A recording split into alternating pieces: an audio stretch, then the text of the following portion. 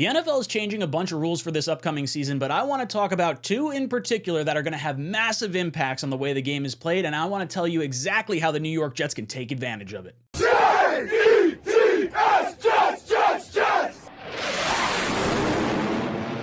All right, gang, welcome in. I'm excited to get into this one. The NFL changes rules every season, little tweaks and manipulations to try and make the game better, make the game safer, and I want to talk about two huge changes to the way the NFL is operating this season, how the New York Jets can take advantage of it, and just what it could mean for the implications for the rest of this offseason going into the beginning part of the year. But if you guys have not done so already, if you're interested in coming to the first round draft party for the New York Jets on Long Island, the main event, myself, 𝐂𝐟𝐼𝐥𝐢𝐚, and Green being going to be hosting it, whole lot of fun, raffles, open bar, food, all the good stuff. If you guys want to check it out, talkingjets.com.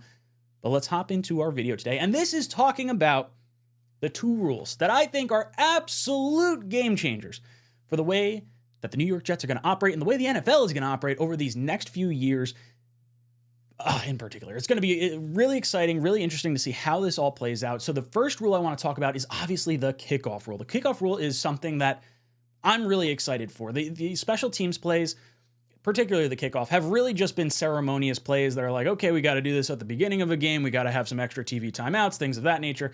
And everyone just kicks the ball out of the back of the end zone. So they needed to address it in some capacity. I was a big proponent of just getting rid of it because I didn't think there was going to be a way they could actually address it. But the way they decided to change it is absolutely huge.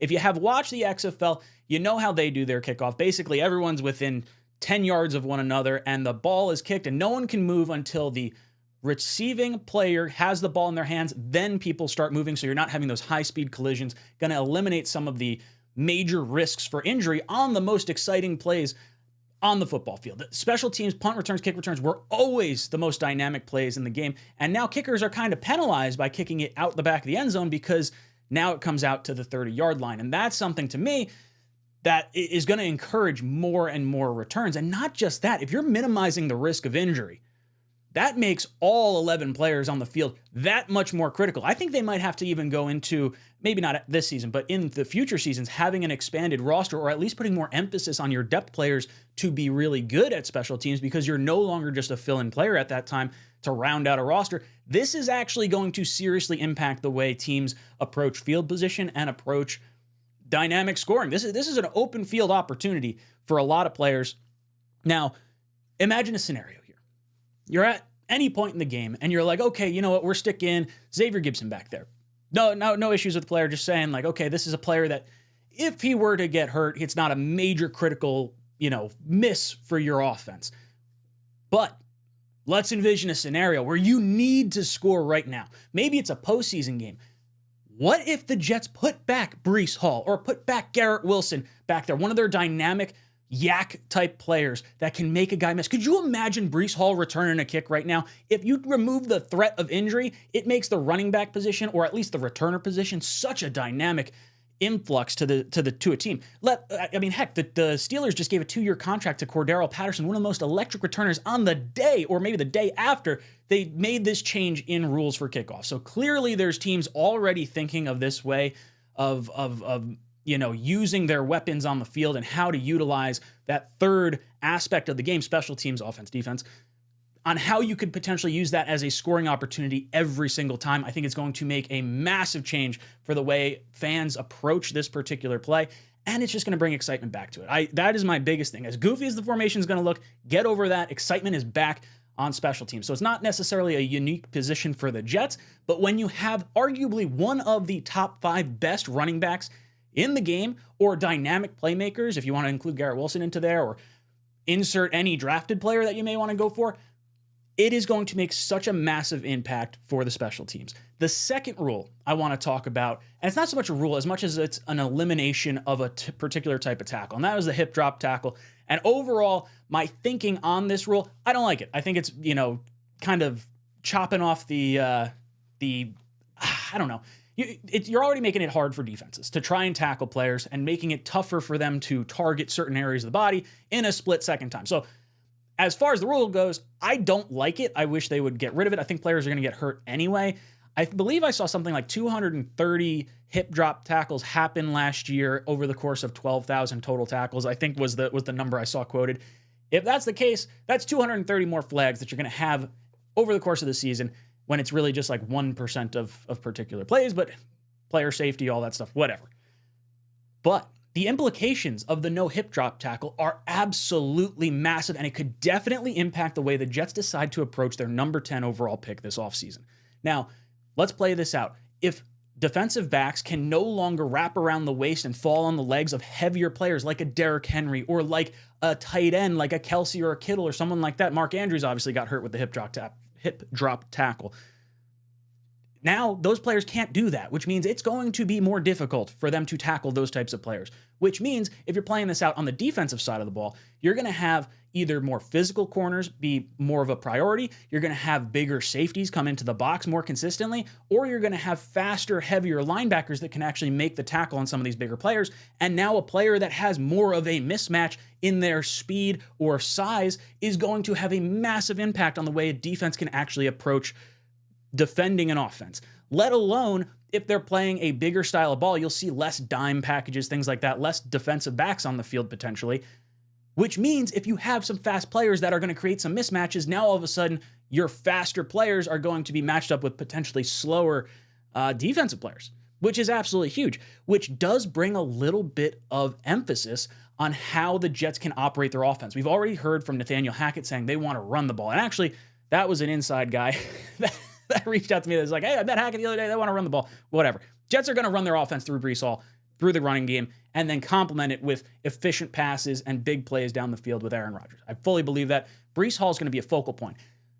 Breece Hall is tough to tackle right now. Now you're telling me there's going to be corners that can't tackle him the way they want to try and tackle him, and then he's going to also be matched up with linebackers and stuff like that that aren't going to be as fast as he is. He is going to absolutely feast. This is something that I said I've been saying he's going to have 2,000 yards next season between rushing and passing yards, or rushing and receiving yards the entire season. Definitely going to happen. Now, 100% going to happen. He might have 2,000 yards on the ground by himself. Like, Breece is absolutely going to go off.